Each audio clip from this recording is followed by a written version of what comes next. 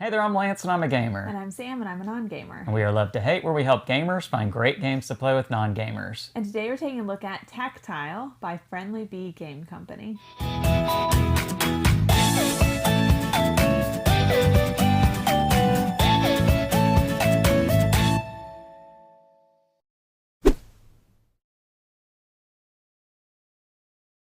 Tactile is a game that is coming to crowdfunding here in the very near future, so make sure to check out the link down below in the description of this video after you watch it. Now what we have here is a prototype version, so we do want to make sure that you understand what you see is prototype. The final artwork components, maybe some of the rules might change once it's released from crowdfunding. Again, check out the campaign page to get all the details on that, but I will let you know that this is a pretty close to final version of the game. Taking an overhead view, look at this. What you have with this one, you are going to have lots of wooden tiles. These are solid wood painted. On one side, you've got colorblind friendly shapes to denote the different colors. On the back side, it's just clear the color pattern.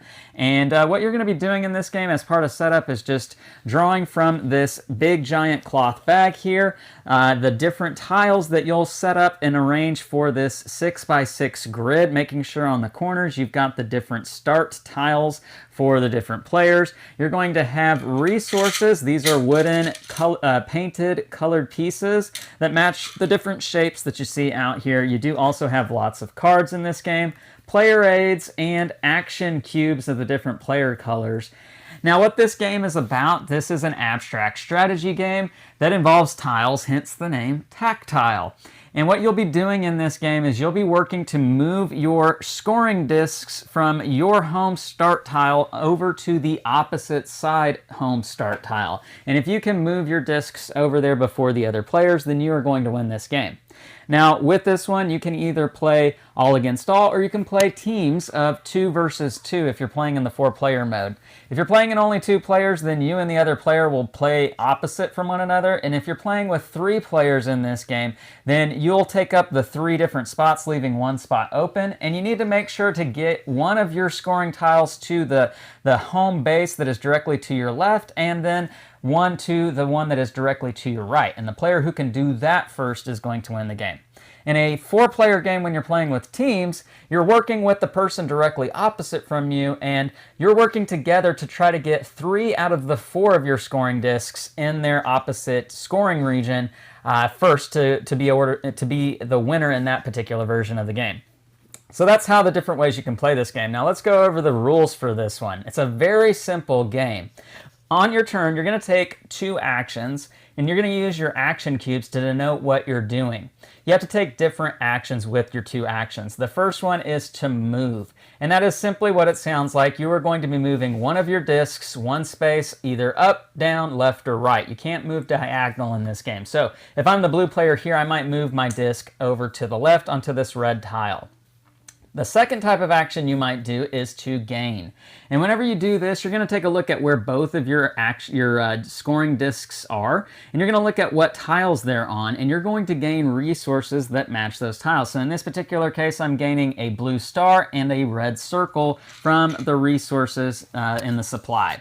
And I would just take those and put them in my player area. The third type of action you could do on your turn is to buy, and this is where you're going to be spending those resources to buy any number of cards from this 6-card market over here, matching the resources on the bottom of the card. So again, that red circle and blue star that I might have gained, I could buy this yellow push card, spending the red circle, blue star. Now what these cards are going to let you do is anytime that you move onto a tile, you're going to look at all the cards that you have that match the color of that tile. So in this case, blue. And if I had any blue cards already on it that I bought on a previous turn, then I can activate those and use them at some point on my turn. So in this particular case, activating the blue ones, let's say I had both of these, I could move. And so spending this card to move, I can move another one of my discs 1 space, up, down, left, or right. I could move the same one that's moved onto the blue tile, or I can move one of the other ones if I want to. I can choose either one of my tiles. And whenever I do move that tile, I'm moving it onto the red. In this example, I would activate all of my red cards that I have bought on previous turns.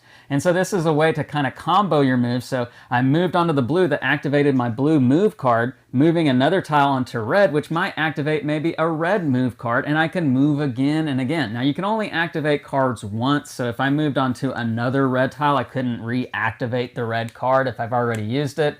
You can only use it once per turn.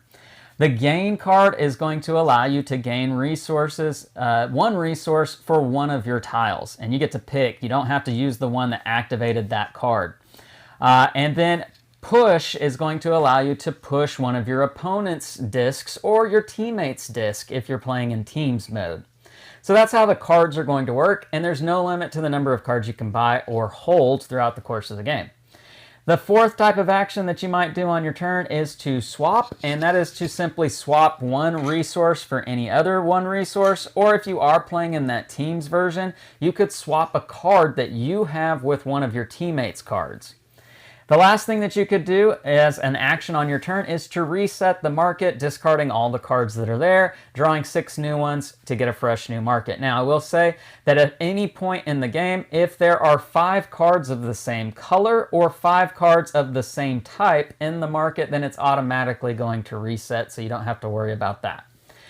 But after you've taken your 2 actions, and again, they have to be different, then it's going to be the player on your left, their turn to go next, and you'll just continue to go around the table until you get all of your scoring discs, or if you're playing in that team mode, 3 out of the 4 of your scoring discs onto whatever base you need to move them to in order to win the game. And whoever does that first is going to be the winner. So that's how you play Tactile. Let's talk about this game. Sam, you typically enjoy these kind of abstract strategy games. What did you think about this one? Yeah, I liked it. It was a little bit of a learning curve to figure out how to activate and to use those cards. I don't think Lance explained it well to me, so I didn't do as well as I could have done. Fault. If he would have explained it better, I think I would have beat him. As it turns out, he won. So, you know. But it's very close. The games that I've played in this have been extremely close. And really it boils down to just how well you're able to maybe combo some of these cards, gaining that resource at the most vital time to be able to buy the right exact card that you need that maybe lets you combo some other cards. But really kind of comboing these move cards is so important with this one, as well as pushing your opponents, because you can you can't move onto a space that somebody else is on. So there is the possibility that if, depending on how things are situated, that you could get maybe boxed in and you can't move until you push somebody out of your way. So that's where those push cards can come really vitally important. So yeah. What did you think about the abstract strategy, the thinking that kind of goes into doing well in this game? Yeah, I love that. I love a game without a theme. So yeah, that's my favorite kind of game. But this is abstract strategy through and through, and you know, the strategy I think really comes into cleverly figuring out, if I go this particular path with these cards, that's going to set me up really well and get my disc much farther along than if I'd maybe gone a different path. Yeah. I think it's pretty fun, and it's pretty straightforward with the goals and the idea of the game. The rules teach is really straightforward. I think where we had some confusion was just simply on when you activate cards, can you use them on the disc that activated it, or can you use them on either disc? And it's that you can use them on either disc. So I didn't really even think about how inclusive this is for colorblind. This is exactly how we played the first time. I didn't even realize there was another side to it, but the shapes aren't important at all. But it's so easy to make them into shapes to make it easier for people like that to play. So I thought that was great. Yeah, and the game is real easy to set up. It takes maybe 3 minutes to set up. I love the bag that is included with this to be able to store all the tiles, and the nice wooden pieces. Everything's wooden here except for the cards, which is really cool. Looks great out on the table. I think they did a fantastic job with this one, the Friendly Bee Game Company. They're really doing a good job of making these interesting games. We've gotten a chance to preview one other one for them before previously, and this is another really cool one. Widgets and Digits was the other game. Check that one out too. So Tactile is really great. Would it be one that you would recommend playing with another non-gamer? Excuse me. Yeah, I think it'd be great. I want to play it with our older kids too, I think. Yeah. I think there's like you said when we were playing this, that there's kind of like a coding aspect with it. You have to play. Yeah, I think that it's great for what ages does it say? Yeah, it says that it's for ages 8 and up, and I think that's pretty accurate. Yeah. So 2 to 4 players, 30 to 60 minutes, and I'm sure the 60-minute range is more when you're playing with 4 players, and everybody's taking turns around the table. So, but really cool game here, one to check out if you especially like abstract strategy games, because this is going to be right up your alley. So the game is Tactile. It is from Friendly Bee Game Company. Leave us some comments down below. Let us know what you think about this one. Make sure to like and subscribe and push that bell button so you get notifications of all our new content. I'm Lance. I'm Sam. And we are Love to Hate, where we try to bridge the gap between gamers and non-gamers. We'll catch you next time.